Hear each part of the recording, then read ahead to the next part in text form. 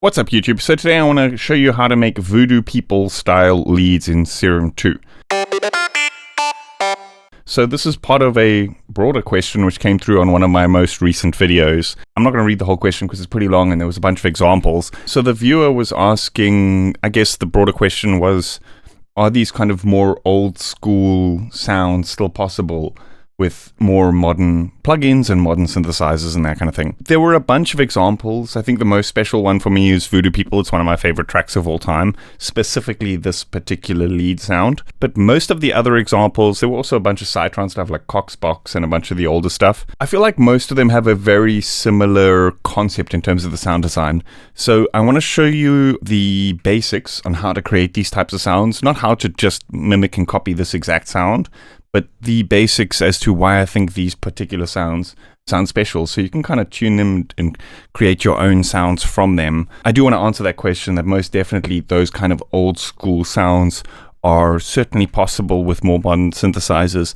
I think the main issue, well, not issue, but the main thing is that we have so many different tools in modern synthesizers to choose from that we can get carried away. So I guess the example that I like to use quite often is that, you know, with wavetable synthesizers, we have infinite waveforms to choose from. Whereas, you know, in the early 90s, there was very finite synths to choose from. And of those synths, many of them just did the basic saw wave, square wave, sine wave. Some of them didn't even do sine waves. So the choice of waveforms and how you build the sound, I think, will very much change the outcome. So nowadays, with all of these different waveforms and stuff at our disposal, it's very easy to kind of get carried away and be like, okay, let me see what all these different hundreds of waveforms are going to sound like, rather than what most likely would have happened back in the day is just take a synth, load up the init patch, or like a hardware synth, something like an SH101 or a TB303, which only had like 2 or 3 waveforms to choose from, and just stack a bunch of guitar distortion pedals after that. And that's kind of how you build the sound, you know, with the effects and down the chain, rather than with the waveform. So I want to show you a quick example that I made here. The sound itself is pretty basic. I'm actually going to turn off most of these effects. So we're just hearing the sound of a basic wave shape, something like, or 2 basic wave shapes, saw wave and a square wave, going through a very resonant filter. So a filter with a very high resonance and just a bunch of different distortions. And that's basically the key to these kind of more old school sounds. Okay, so I've changed the key and I've changed the sound ever so slightly, so it should not get me demonetized or copyright striked for this, but yeah, it's always a gamble. So let's quickly rebuild something like this from scratch. So here I've got the MIDI pattern that I've already created. I've basically written the pattern around C and then detuned and then transposed it up to a G. I believe the original was in G sharp though. So I'm just going to load this MIDI pattern up onto this channel and then we can start creating that sound from scratch. Okay, so like I said, the concept here is pretty simple. What we want to do is we want to set a filter. And we want to choose something like a band 12, and then we want to turn the resonance up quite high. So depending on what kind of sound you want to set up, you may want to add an LFO to this, you may want to MIDI map this or add a macro or whatever the case is. For this particular example, in the original, it was most certainly done with velocity because there's a very distinct pattern that the frequencies kind of jump to, and that pattern loops. So I'm pretty sure that it's not randomized. But a lot of the other examples, like Coxbox and the old Cytron stuff, use a lot of sample and hold. So we'll make another example like that a little bit later. But for now, let's just add velocity to the cutoff. Something like a starting point like this and end point somewhere around there should be good. So with this resonance, we want to turn it up until we kind of hear like a high-pitched frequency coming through almost. So with the resonant filter, what's actually happening here is this is creating a bit of a sine wave at that frequency. And because we've added a velocity here to change that frequency, it's going to kind of hit these enharmonic notes with the root note every now and then. And combined with the distortion, that creates a really, really cool effect. So over here, let's go distortion. And I'm just going to leave it at the default for now. We're going to pump this drive all the way up, almost.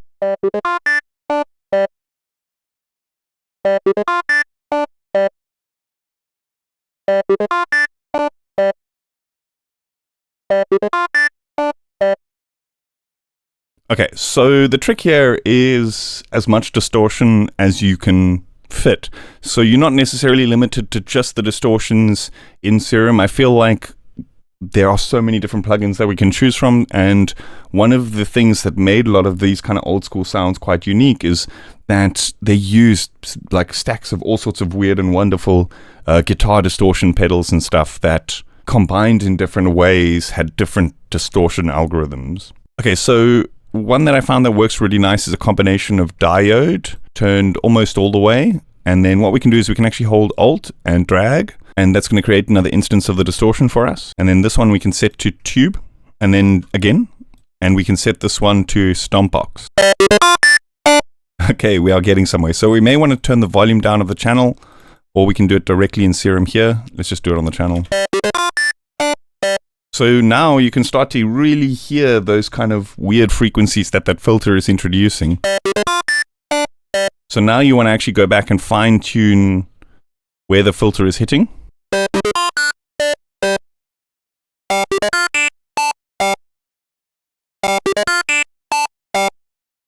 And we also want to go in and fine tune, once we've set it up this far, we want to fine tune the velocities. There's no point in really doing it before, because we're not really going to hear the effect of the velocity on the note. So now if we go in and we actually drag,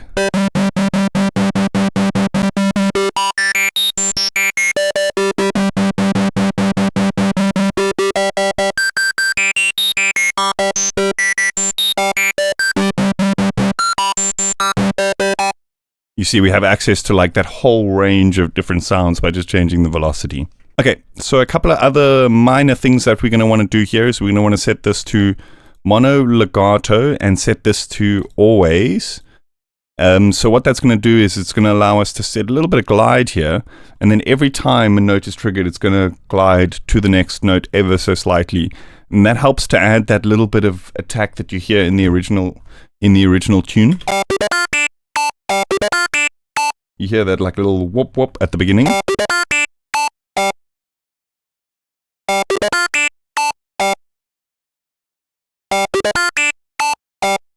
Okay, and so the rest I think is pretty much just a little bit of EQ and some delay and reverb and that kind of thing.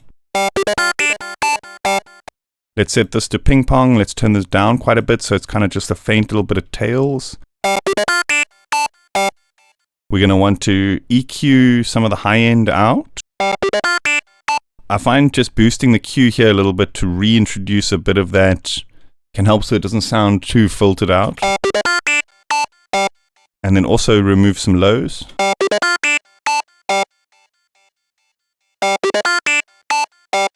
Okay, let's add a little bit of reverb. So let's turn the size down, damping up, mix down. So it's barely audible. I want less delay, more reverb.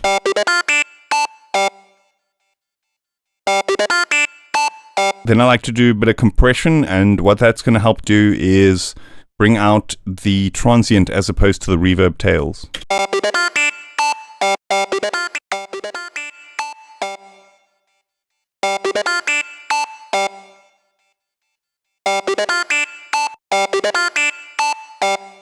And I think one more thing here, just to add a little bit of extra texture, a little bit of high-end whininess. I'm pretty sure there's a little bit of saw wave in here. So let's add another oscillator, set this to saw wave, and now we want to play with the levels here. And we also want to tune this up an octave. So let's actually just turn oscillator A off.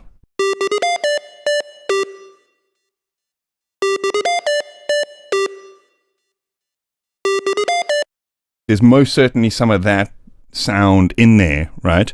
The problem now I find is when the volume is too loud going into the filter, it changes what that resonance sounds like, right? This is very much something that I've noticed with the SH101 as well.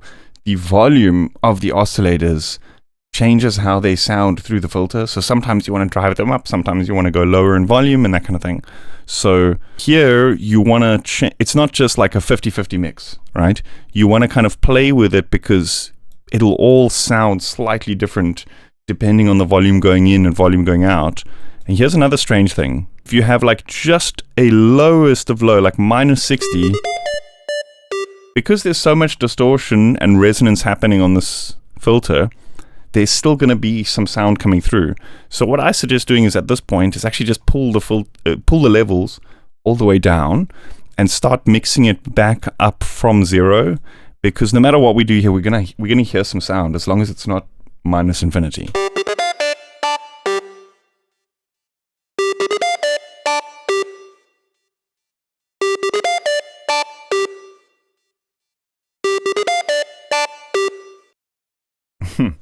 That sounds good. That sounds very, very good. Okay, so what is the takeaway from this? Sometimes just sticking to the basics and just thinking about how you stack up the basics can get you so much further than trying to overcomplicate it with like FM routings or complicated waveforms and that kind of thing. Sometimes just sticking to the basics, a filter and a distortion is what we need, you know, especially for these like more cutting edge type of lead sounds. I find distortion is a weird thing. The more complex the waveform is going into the distortion, the quicker that distortion turns into just a bit of like a noisy sound.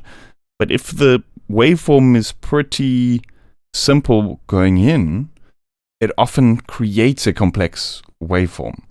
So yeah, that's something to take away from it.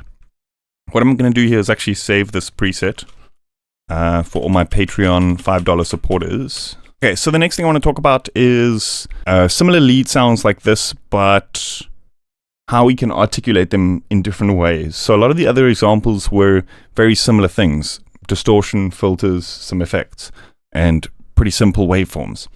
So it's all about how we choose to articulate these sounds. One classic example is using sample and hold. And so what that is basically a random value at each note input or at particular intervals. So what we want to do is we want to go into the matrix here, and where we have this velocity assignment, let's just switch this over to an LFO. One thing I just realized is I forgot to assign this the filter. Let's actually just go back.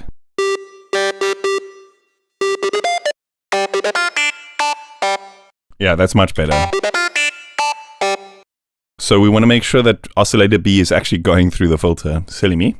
It's still, I mean, it still sounds really good, but it defeats that whole explanation of the thing I was explaining earlier, right?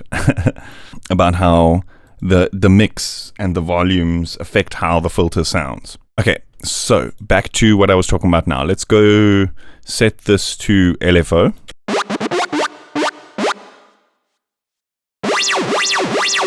Okay, so now this LFO is controlling these filter values. Let's set this to sample and hold, and something like a 1/16.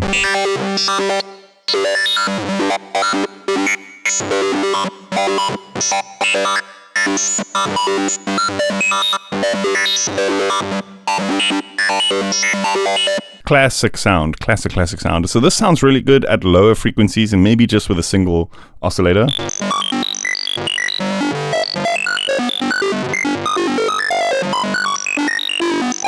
What you want to do with this is you often want a lot more effects. So let's turn this delay up quite a bit.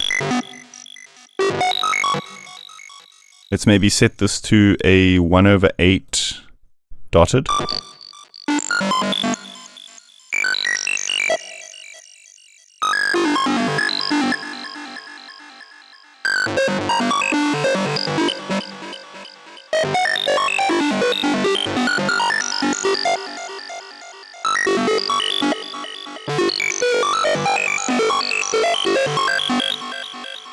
Yep, pretty much that's it. Hey, what? And then okay, yeah. So the other thing, what we're gonna do with these kinds of sounds is we want to variate the rhythms. So sometimes we want long legato notes. Sometimes we might just want like shorter notes like that. Maybe.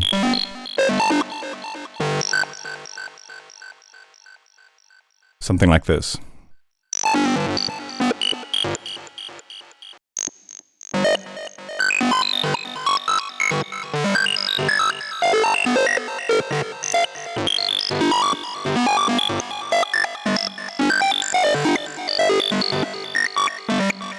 So good, so good. Okay, and then lastly, we can actually simply just set this to macro, even assign it to a MIDI controller or something like that, and even just do these kind of sweeps.